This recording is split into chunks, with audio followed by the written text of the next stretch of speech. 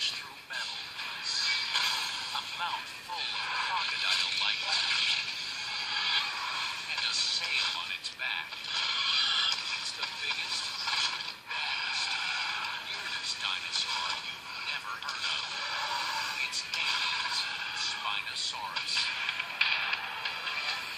Now we unravel its deadly secrets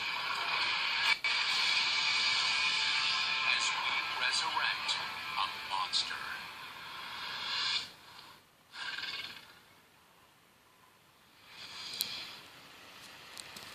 Africa, 95 million years ago.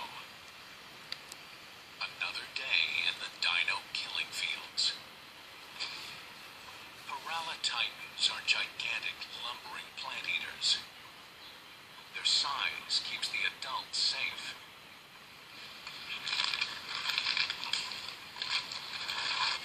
But their babies are a softer target.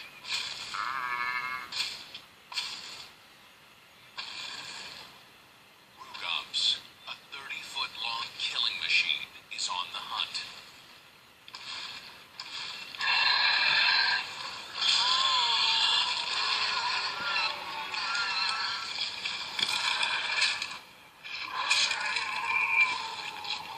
Rugop's speed wins the day. But it's not over.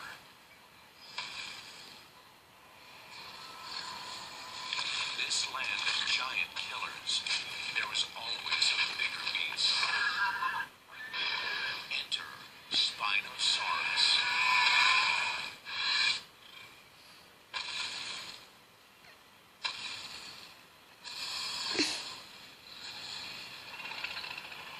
Although Tyrannosaurus rex and Allosaurus are considered dinosaur superstars, Spinosaurus deserves celebrity status too. Spinosaurus is a truly amazing dinosaur. It's big, it's really specialized, really well adapted to a different way of life than any other giant creature, and it's just plain weird looking. It certainly is one of the great stars in the history of dinosaurs. Spinosaurus has earned its Hollywood star. It's big and bizarre, with a seriously bad attitude. If I heard that there was a living Spinosaurus today, I would be there in a flash. I would love to see what this creature actually was like, moving around, looking for food, just even standing there.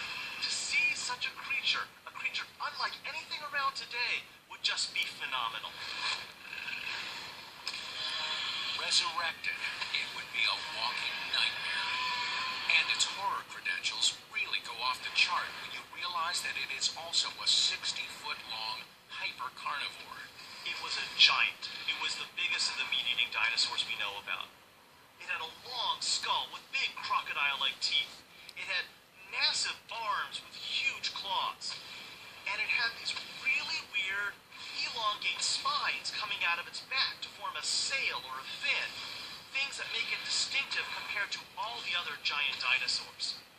How could this amazing creature be such an unknown quantity?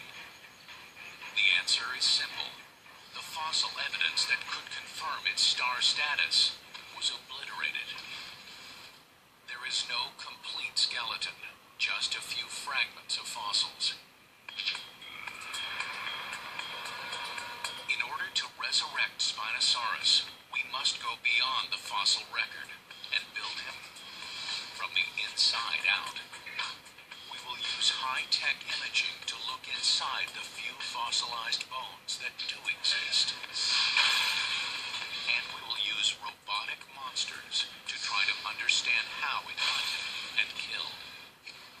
Look at those teeth. How are they shaped? How would those teeth pierce through flesh? Look at those jaws. How do those arms operate? How deeply could those claws penetrate? What we do know about Spinosaurus is that it was weird and it was big. The story of Spinosaurus begins here, in the Sahara Desert in Egypt. Between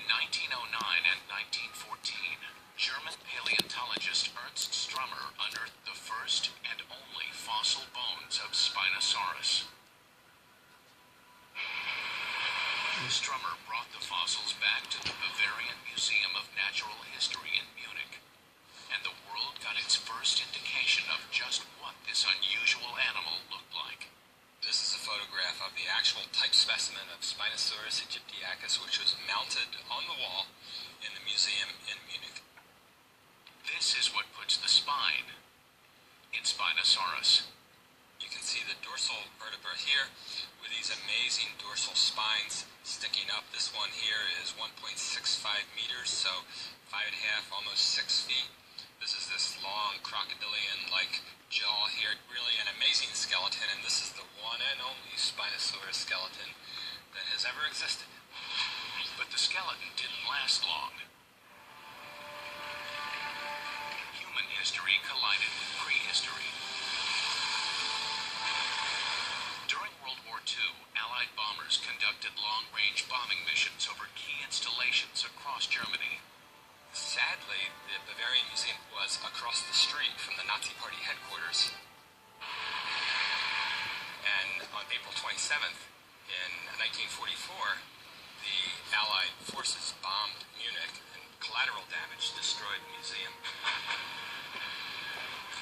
The Spinosaurus skeleton was smashed to dust. What had survived for 95 million years was vaporized in the fog of war. Since there are only a few bits and pieces known from the original Spinosaurus, it's pretty difficult to put it together. What we need is a link. What we need is something to tie those pieces together. The few photographs of this amazing discovery have inspired our team. They provide a foundation that allows us to resurrect a monster. But these photos raise questions about how this predator hunted and killed. Why were its jaw and teeth so different from those of other carnivores? Unlike a typical meat-eating dinosaur, it's got this long, very crocodile-like snout and cone-shaped teeth,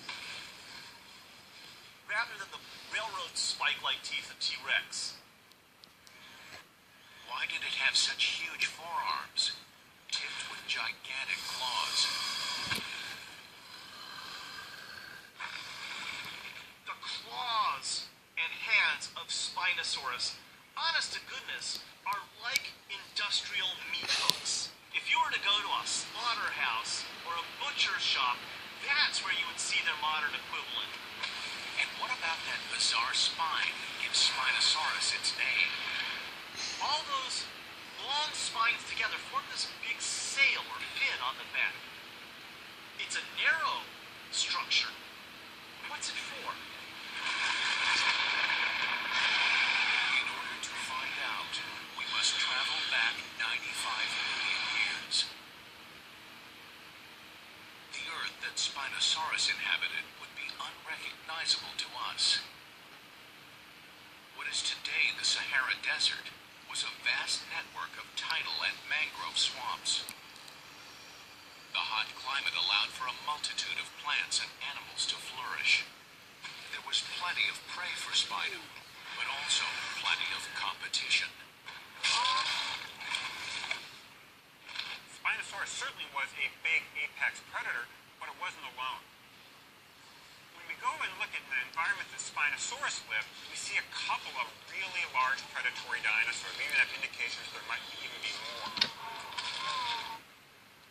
Spinosaurus lived in an environment with extremely large plant-eating dinosaurs that Rise the business end of a T-Rex. When we look at the skull of T-Rex, we see a skull that is really built for power and for delivering a tough bite. With Spinosaurus, what we see is in fact a much different arrangement. This skull is not arranged to really direct forces back into the skull, but rather the teeth are arranged much more for grabbing and holding. T-Rex used its massive skull as a weapon to smash and rip through heavily armored prey. Spinosaurus was the largest carnivorous dinosaur ever to stalk the Earth, but most people have never heard of it.